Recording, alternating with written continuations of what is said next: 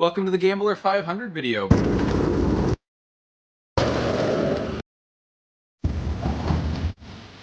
Before I get started, I just want to go over what the plan is. We've got 4 days to do this. Day 1 and day 4 are just to get down there and get home.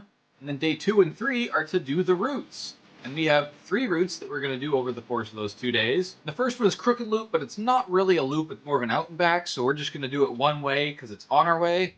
Second route is TUMALO Pipeline, which we're going to do, and then we're going to have dinner at the food trucks. The last and final route, they've labeled as being only for the strong of heart and of vehicle, and we're going to do that on the 3rd day. That's all we're doing that day. The route I've mapped out is 175 miles, but there's always detours and stuff, so it'll probably be longer. Now that you know what the plan is, let's get right into packing the car and other preparations. The first of which being acquiring some form of spare tire, because I have 2 all-terrain tires, but I don't have any wheels for them. I was supposed to get those. Also, something else I didn't mention is we didn't have a spare tire for that. So it's a little risky. I haven't yet, so I'm going to go on a bit of a scavenger hunt, see if I can find a couple of 17-inch wheels. Otherwise, I have the backup of an old 16-inch wheel and tire that does fit on the car, and it'll work, but it's not up. So I called around to a few tire shops and junkyards, and the only lead I have is Pull and Save, which they're just out in the yard, so I gotta go check. Alright, I got my 2 spare all-terrain tires in case I find any wheels that they'll fit onto. And I've got the 16-inch wheel and 16-inch tire in case that's all I got. And I'm bringing along an impact and sockets just in case we need to take the wheel off the car. Well, I'm here sitting next to the last Grand Marquis in the lot, and no wheels. I'm gonna have to just get that other tire mounted back up and order them online, I guess.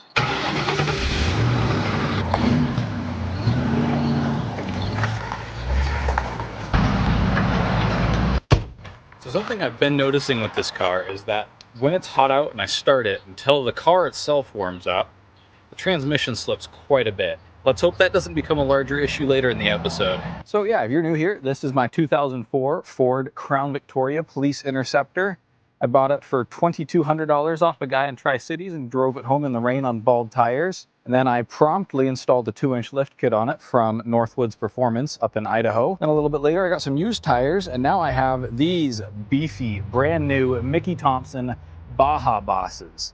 And that's about it. It has an open differential, so it's not all that great off-road, but it's gotten me places you would not believe. If you want a little bit more footage and story about this thing, we took it overlanding a couple 3 weeks back now. There should be a card, I think, up in that corner. And considering the size of the car, not a lot of stuff fits in it. So we're gonna cram all our crap in here and see how it goes.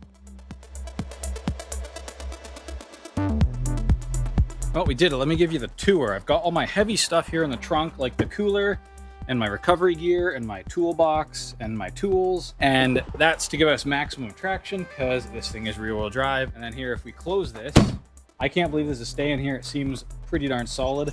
I mean, if it doesn't fall off when you open up the trunk, it's probably pretty good.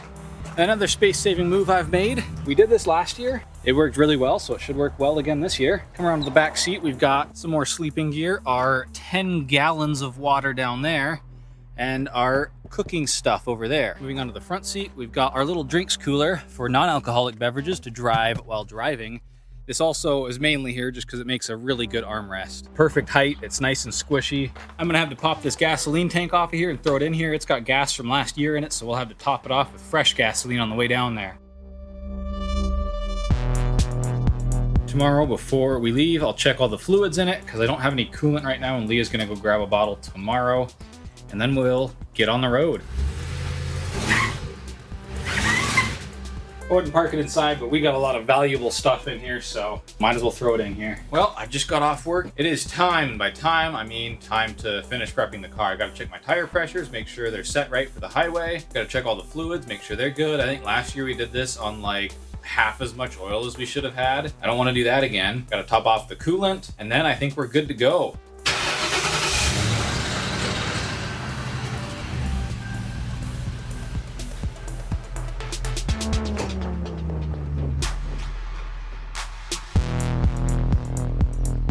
Let's finally get on the road. Just pulled out of the driveway and hopped on I-90. So far, so good. The gas can's still back there.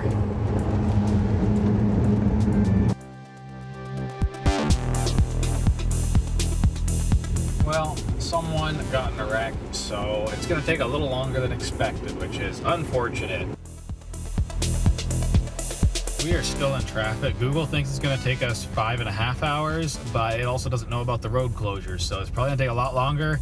We're definitely getting into camp after dark tonight. Hopefully we don't run into that again. We're headed for Ritzville, where we're going to stop at Love's and McDonald's for fuel for the car and us. We just topped off the car and the gas can. Got some food. We're back on the road another 4 hours and 20 minutes till we hit dirt, and then we got to find camp, and that's going to be around 9:30 when we hit dirt, so it's going to be a late one tonight.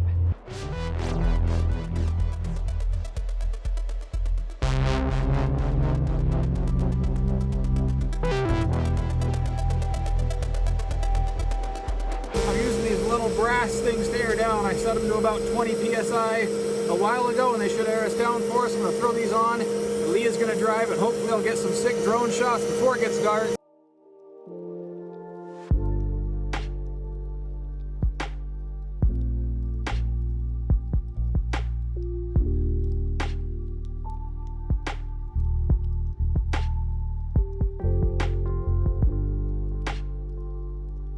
So as you can kind of see, we made it to camp. It was hardly even off the pavement. Checkpoint 1, the first one we're going to, is just up on top of, I think, that hill, or maybe that hill. Thought about going there tonight, but we found this spot. It's getting really dark. It's 9:30 at the moment, so we're gonna get our tent set up really quick and maybe hang out and play a game or two, but probably go to sleep pretty quick. And yeah, tonight we are using the tent setup because in Central Oregon, there aren't all that many trees. We could have made a hammock work here, but the tent's sure a lot easier.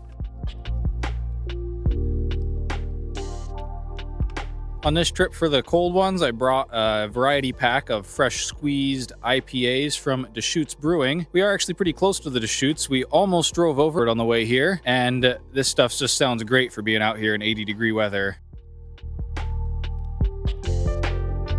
We both forgot the dry goods bag, so we were just gonna settle down for a snack, and well, that isn't gonna happen, and we're gonna have to stop by a grocery store tomorrow.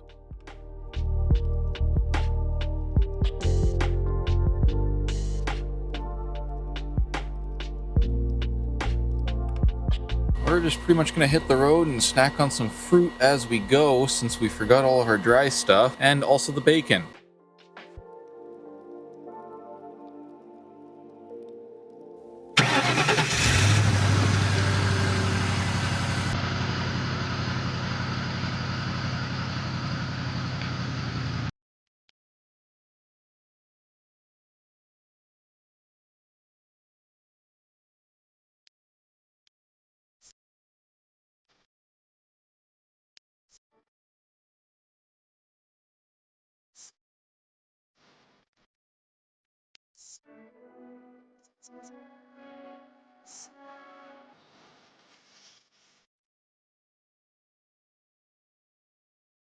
We've made it to the first waypoint of today. The next one I'm driving to, so a little less footage, but that just shows you how close we really camped. It didn't take us much time at all.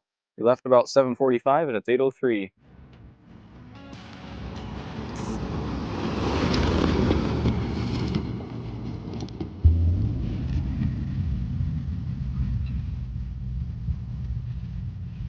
Well, the checkpoint, the next one is up here, and the Crown Vic is down there.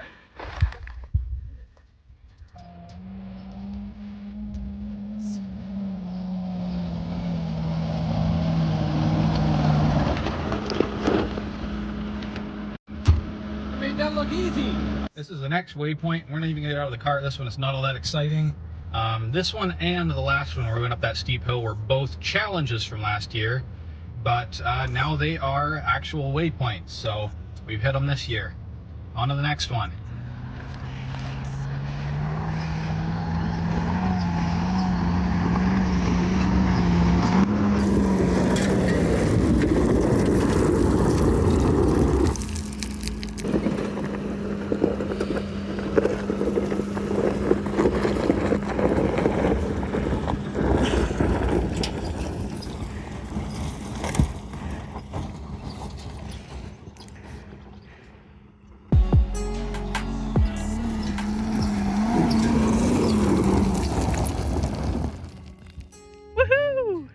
getting to the next waypoint. Time to swap drivers again and move on. We're coming up on the next waypoint here, and this one is another one that was a challenge last year, and now it's a waypoint. I remember this being a very steep and rocky hill.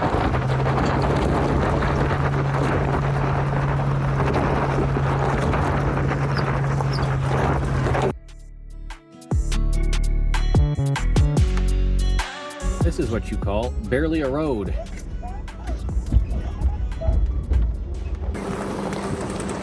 A big part of the Gambler, if you were unaware, was picking up garbage. We ran into some of the main guys who were actually in charge of the effort, and they were pulling out some cars. We helped about as much as we could, which wasn't that much considering we can't carry all that much. And then we moved on. What we learned last year with this car is that when you drive it through the high brush like you saw us doing earlier, the temperature starts to climb, especially of course if you have the AC on. So now we're rocking without AC, and I was trying to drive fast and it wasn't cooling down, but we just stopped and it cooled right down. We might stop and try and get all the stuff out of the grill at some point, but for now we're doing all right. One more thing, I forgot, that was actually the last waypoint and I didn't notice it. So that's the last waypoint for this route. And right now we're just working on getting back to pavement and civilization, and then we're gonna drive and get groceries, and then we're gonna drive to our second route of the day, which is another off-road bit that's about 20 miles long. And at the end of that should be food trucks. Woo! Oh. Well, the Nimrod who built this gate did not wire on the branch strong enough, so the wire broke. Now we can't use the branch to open the gate. It uses leverage, you pry on it, pull against the wire, and the wire broke. So we can't get through this little area here. Right on the other side of this, we rejoin with our normal route, but we're gonna have to make a very, very long detour. I'm not very happy about that. We're sitting outside of Walmart here, having some sandwiches from Walmart with the addition of our own lettuce and some of our own mango. This isn't my favorite place to have lunch, but it'll do. We hit our first waypoint. It's here at the staging area here, and we're on to our second, and it looks like we have company here in front of us. This route's about 20 miles and it's an ORV park, so I guess we'll see how that goes. We're just at waypoint 2 and we are truly in an ORV park.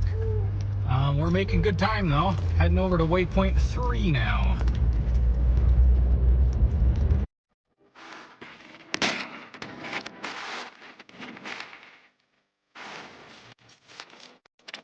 Waypoint 3, we're just mobbing through here. It's just an ORV park here. We're at waypoint 4 and onwards.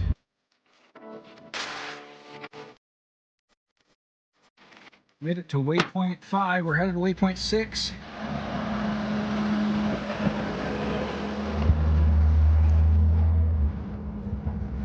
Just went past waypoint 6.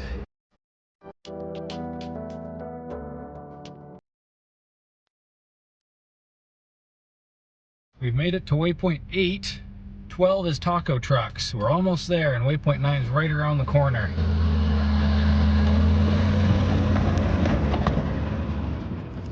Waypoint 9, on to waypoint 10, then just one more off-road and then one more in town where the food trucks are. We've been going down a very straight and very rough road, but we have just passed waypoint 11. Now we're on our way to dinner. Check out this road we gotta go up now.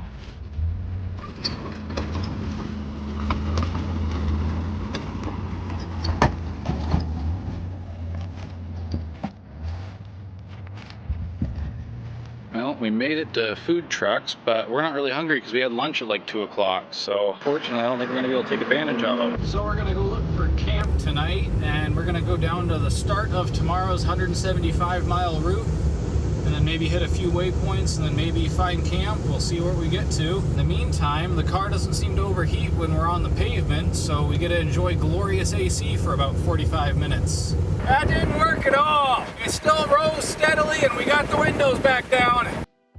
We did pull over into the glorious shade of a church parking lot to try and get some stuff out of the radiator, and I also ended up taking out the grill. Well, we made it a little ways further down the road, and it's not really doing any better. I'm gonna try using a brush that we have for cleaning dishes to clean it out. Obviously, it won't be for dishes anymore.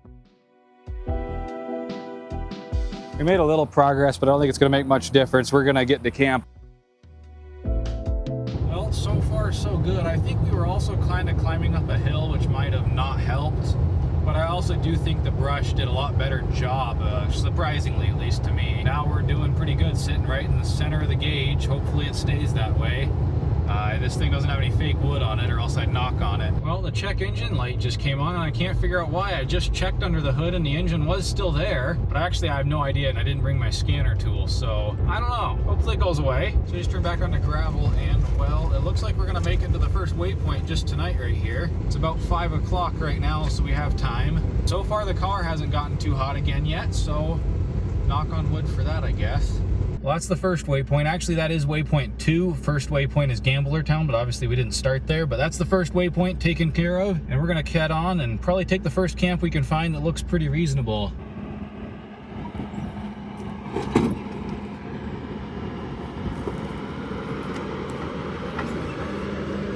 There's a big rock right there. Yeah, yeah. There's a huge rock on your right. Okay.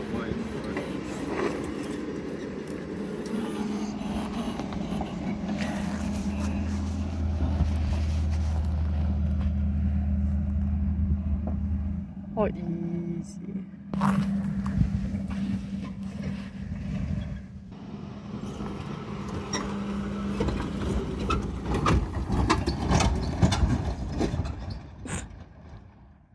That was what I would call an uncontrolled descent.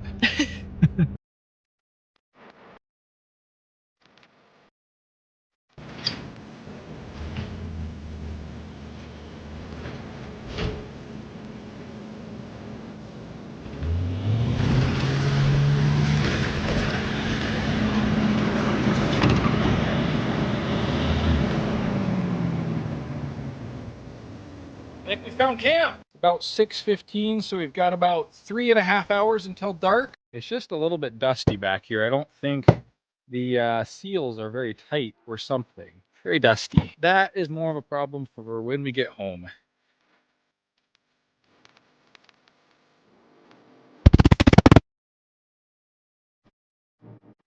At Walmart, we picked up some hard kombucha from June Shine. Never heard of it before, but it sounds delicious. Indeed it is. Looking at the statistics for today's route, we did 150 miles, which is sure a lot more than I thought we were going to be doing. I guess you do a couple of detours and it just adds up. Our average moving speed was 17.7 miles an hour, and our actual moving time was 8.5 hours. And tomorrow is only going to be longer. So there's the first checkpoint that's just off pavement. And then over here is the second checkpoint, and then we're right there with that arrow. Our sleeping accommodations are all set up. I think it's time for a little R&R.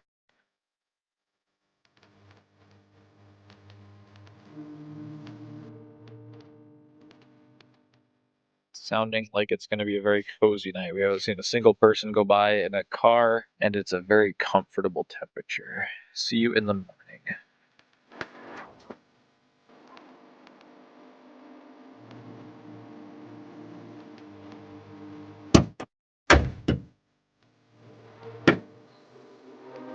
Good morning. We way overslept. It's 10 o'clock. We're probably not going to make it to Gambler Town tonight. That's okay. Let me check the coolant here and maybe a few other fluid levels and see how we're doing now that this thing's cold. Yeah, I could use a little bit, but it's not really low.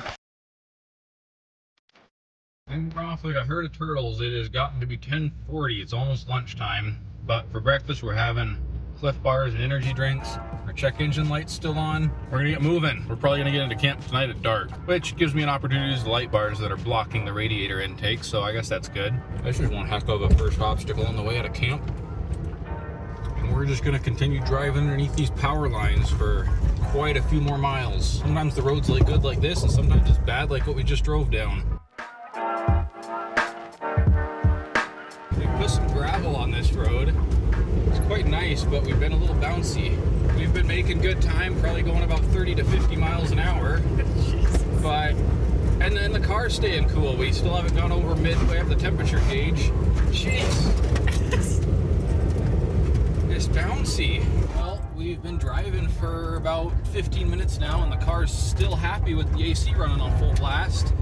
We're coming up to waypoint 3, or our first waypoint of the day. And it's in the bottom of a big old pit, so I don't know what that's going to look like, but we're about to find out. And we're still on this nice gravel road that is also very bouncy, And we're honestly doing them a favor. We're grading down the middle a little bit.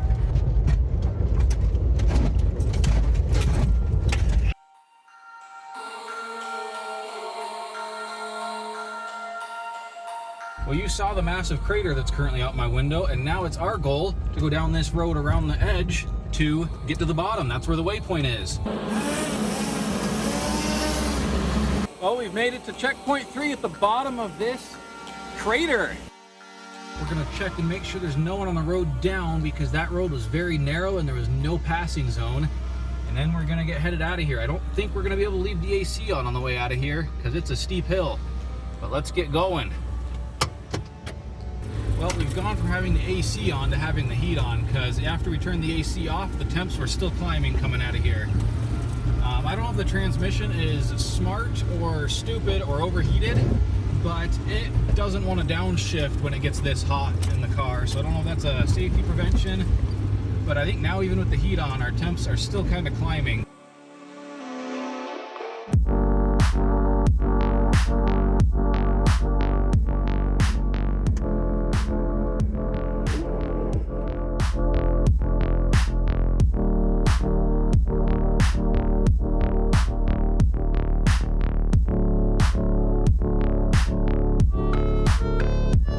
Waypoint 4, Fort Rock. We're on to waypoint 5, which is a pub in the little local town here. I don't know if we'll stop for a drink, but it is noon, so we might. There's the watering hole, or as we know it, waypoint 5. We got quite a ways to go till waypoint 6, but we better get on the way. We might throw a couple of gallons in the tank. We're at a little over half tank, plus we got the 5 gallons in the trunk, so we'd probably be fine, but it is better safe than sorry. Actually, there's another, we're not gonna stop for gas. There's another place you can get gas in probably 50 to 100 miles, and we'll definitely make it that far.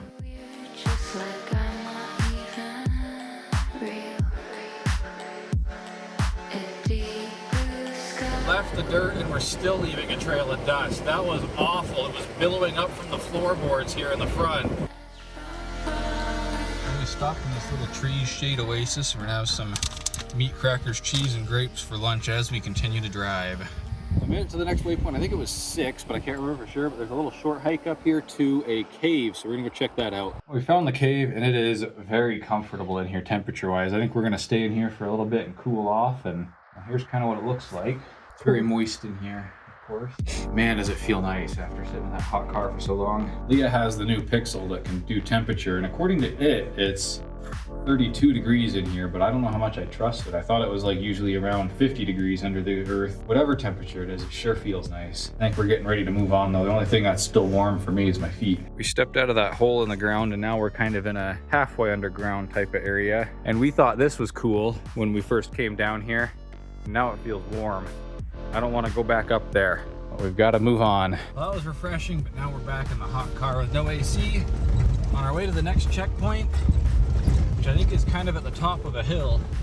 And then I think the one after that might be on a lake. This road is so silty and dusty that we have dust billowing up from the floorboards and suffocating us. It is terrible.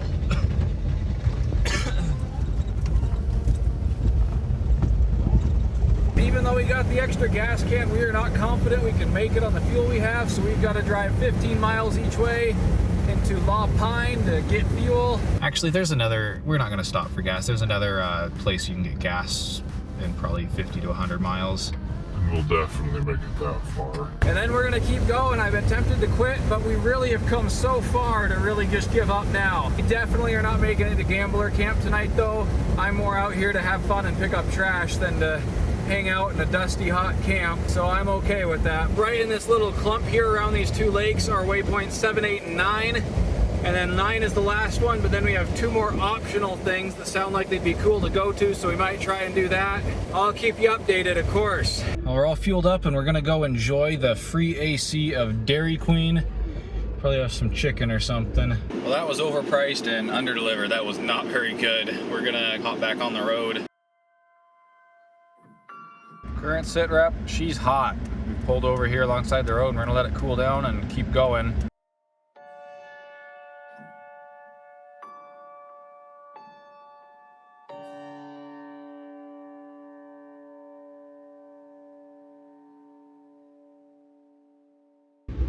get to the next waypoint. This is number 7. There's 2 more after that, plus 2 challenges. This one we had to stop, I think, 3 times, let the car cool down. Hopefully on the downhill, we can even use the AC.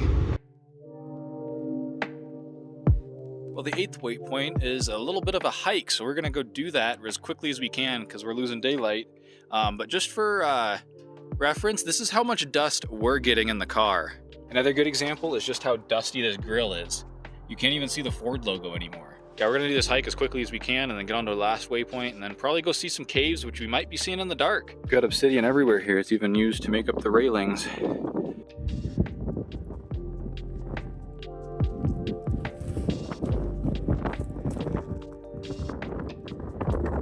That was a fun hike. It was pretty neat to see all that obsidian in one place. We're back on the road to the last waypoint. We've been on the road for over 9 hours now, and we've driven 170 miles. So we'll have to see where we get to.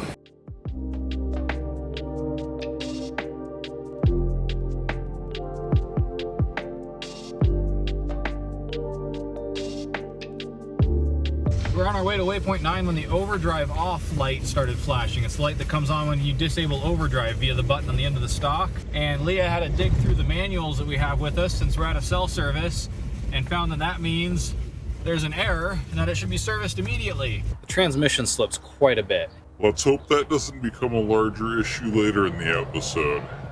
I don't know about you, but I don't see any service centers out here, so we're gonna keep driving. It has done this once before, and it did just go away without me doing anything, so let's hope that happens again. Just like that, we've done all the waypoints. We're gonna hang out here for a while and wait for the engine to cool down and then give it a restart to see if the transmission will give us all of our gears back, because I think it's stuck in second, which would not be good for the 6-hour drive home we have planned. So we just did what I said, and it is definitely stuck in second or third, which is not great for torque converter temp at these low speeds, so I guess I'll have no choice but to keep my speed up. I think that means we're gonna have to try and skip the extra features on this route and just head straight for town. We found the one O'Reilly's that's open in Bend, Oregon, and so we're gonna head up there and have them at the very least scan our check engine code and hopefully our transmission code, whatever that is. Well, I got a whole 2 pages of codes here from O'Reilly's, and they said they've only ever seen that once, so that's not great. My best bet is that once the transmission cools down, it fixes itself, which of course is unlikely. I don't know where we're gonna stay tonight. We're gonna stay somewhere nearby, and then I don't know yet. So I've done some more researching and thinking and stuff, and it is odd. We have every single solenoid that's out in the transmission, as well as some O2 sensors that I think are connected to the same harness generally. So we checked a bunch of fuses because that could have disabled the whole thing, and they were all good. I crawled under there and looked at the harness, and when I was touching the transmission, I was very, very hot, which makes sense, but I do wonder if that could be the cause to the problem. I can't really get up there to check the connector. Alright, so we've got a game plan. Leah's gonna work on airing up the tires while I remove the 2 light bars from the grill. That's to try and keep it cool, and then we're gonna drive home. We have 2 more big towns before we have a really large gap without them. And so if we really can't make it, we can stop in one of those or in between them and camp and then drive in the next day. We're gonna see how it goes. You like my new light bar mounts? Pretty sweet. Those ain't going anywhere. I think I just need to pack up my tools and we need to get out of here. Oh, and I did check the air filter and tapped all the stuff that was in it out, so that should help a little bit. But yeah, it's time to go. We'll see how far we get tonight, I guess. And also it's night, so that should help it cool. Let's get on the road. So an unforeseen consequence of strapping those light bars to the hood is this god-awful shrieking. We're gonna have to pull over and move them when we get a chance. You like my new light bar mounts? Pretty sweet. Those ain't going anywhere. Well, I didn't want to do it, but I did what had to be done, and I did cut the wires to the light bars because I couldn't find a place to strap them to that wasn't where they were, and we could not be listening to that all the way home. Anyways, we are now back on the road.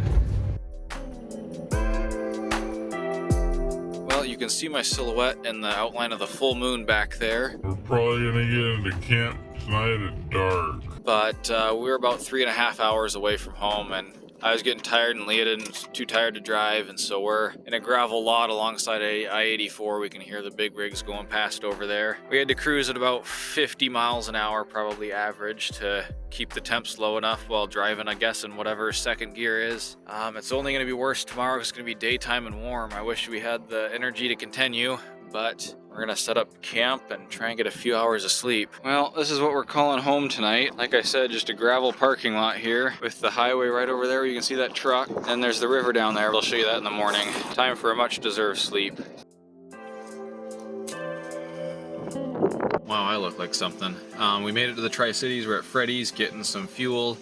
Leah's inside grabbing some refreshments and using the restroom. We're gonna get back on the road. The strategy seems to be put her in neutral on the downhills, and that'll let it cool down. And then there's not really any trick on the uphills. Just go for as long as you can, pull over, let it cool down. We'll get there eventually. Here I am trying to have a bit of fun while we waited for the car to cool down on one of our many stops along the way.